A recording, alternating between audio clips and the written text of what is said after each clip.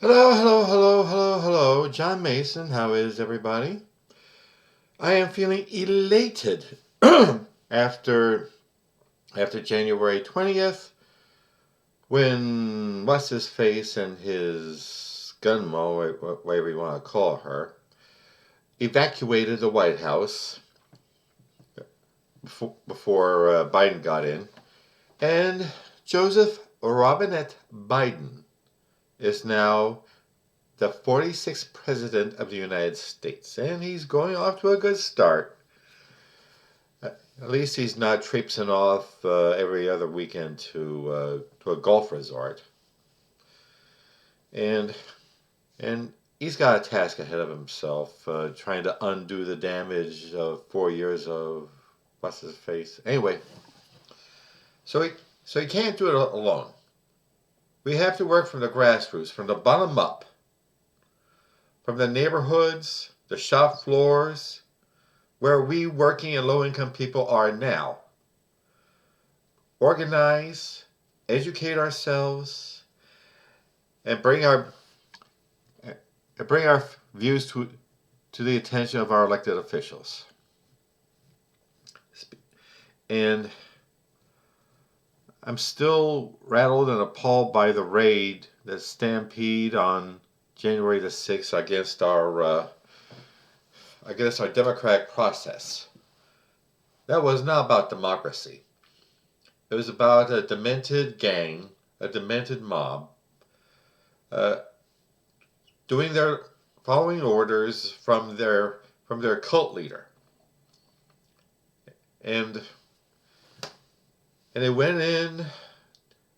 Some people were killed, several others injured, including police officers. This is from the Back the Blue crowd, and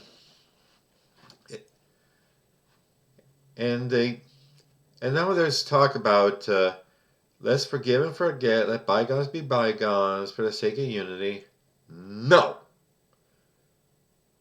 they'll just come together and plot again to undermine our democracy. There has to be an accounting. There has to be a reckoning for this.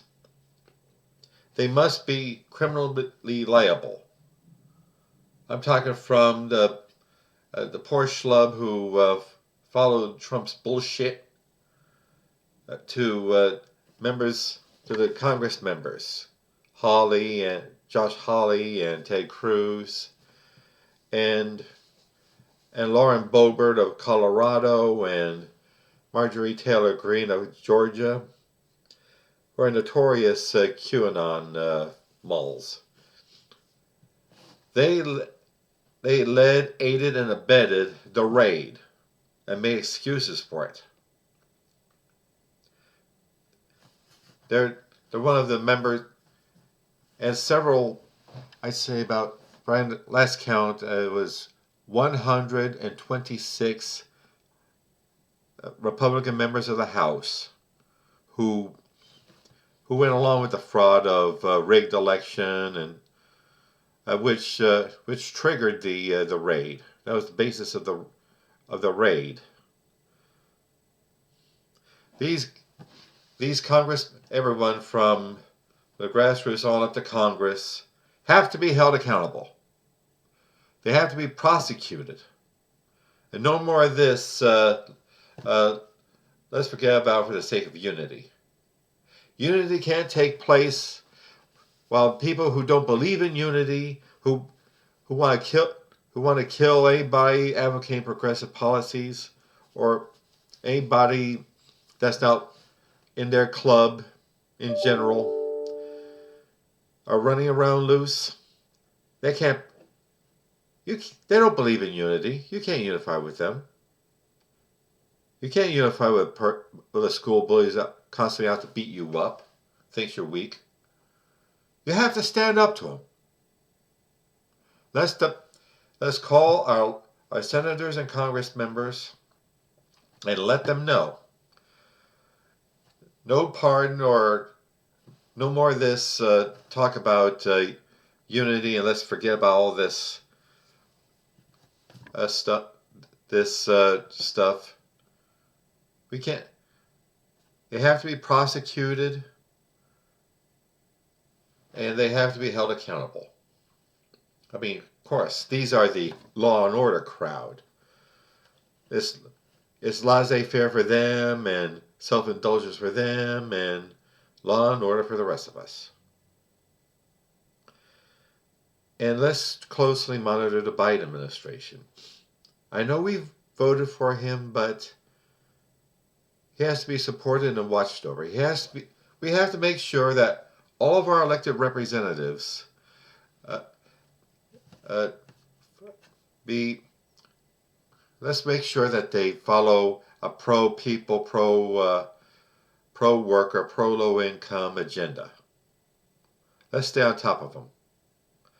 That would mean a $15 an hour minimum wage, at least, and dealing with the COVID crisis, which has affected low-income people and communities of color the worst. And Medicare for all. If there was a national healthcare system in this country, I have no doubt that the response to the COVID-19 crisis would have been a lot different. We must continue to advocate to our allies and to our enemies a pro-worker, pro-low-income agenda.